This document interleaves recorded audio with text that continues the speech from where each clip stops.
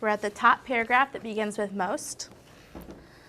Most experts believe the Black Death was caused by a germ called Yersinia pestis. The germ lived in the bodies of fleas that attached themselves to rats. In the 1300s, rats were a part of everyday life in cities and villages of Europe. They lived in streets and alleys.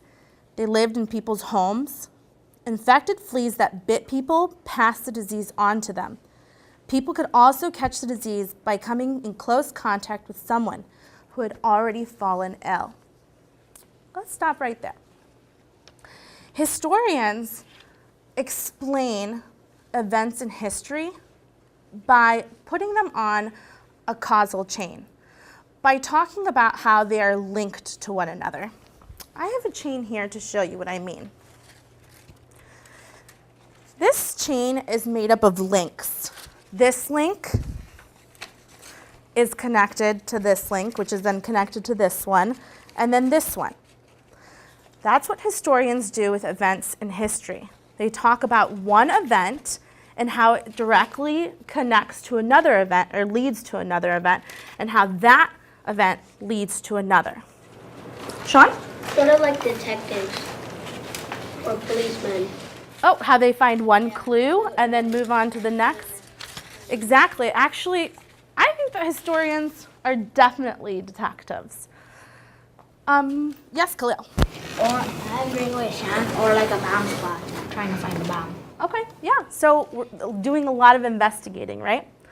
So I want to talk about the causal chain in this text so far. I want to talk about the chain that links the germ and people falling ill. What links are in between those two events? We're starting with the germ, Yersinia pestis, and we're ending with people falling ill. What are the links in this chain? What are the events that are connected to one another? If you're not quite sure, you may want to look back at that paragraph that starts with most experts believe.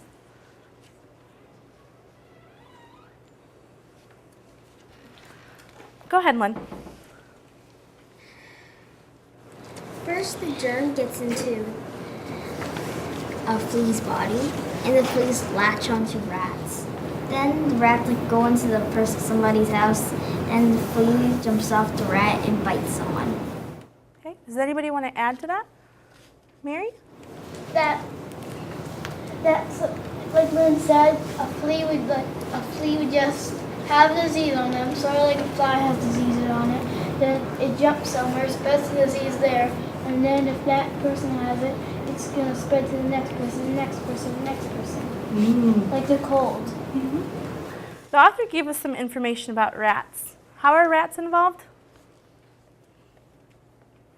Sean? They're involved because most fleas are really small, so most fleas jump on bigger animals to sort of catch rides and eat stuff. So they would jump on a rat, and then a rat would live in like an alley or your house or even a city or a village. And so then maybe if somebody found one, they might get the disease, or if a flea jumped off and touched something and a person grabbed that thing, they might get the disease also. And it says here that during this time, rats were very much a part of everyday life. It says here that they lived in streets and alleys and even in people's homes.